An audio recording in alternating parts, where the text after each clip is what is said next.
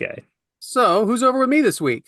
Governor Patrick Morrisey from West Virginia. Why do you say? Well, we're going to get back into the March Madness. All right. Basketball, of course.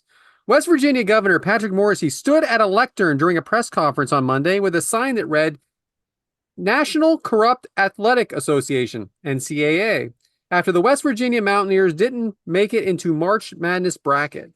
The Mountaineers were one of the teams on the bubble. The bubble means that you maybe get in, maybe you don't. And while some believe that they had a strong enough case to be among the 68 teams selected, the teams committee thought no. Now their record was 19-13, very bubblish, very, very bubblish. However, they do have some quality wins that they had a case, but I don't think he had enough to do it. But I do appreciate that he went this way.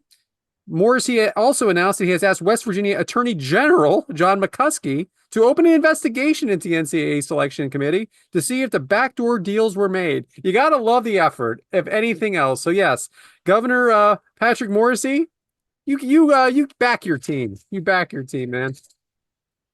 To add on to that, though, they got taken out for the blue blood North Carolina, who was the quote unquote last team in, which would have been the West Virginia I spot. left that out, Bryant, because that is all an assumption. I mean, that is an assumption. Well, I mean, it just seems odd that, North Carolina, who had a worse record, worse season than West Virginia, but somehow still managed to get in.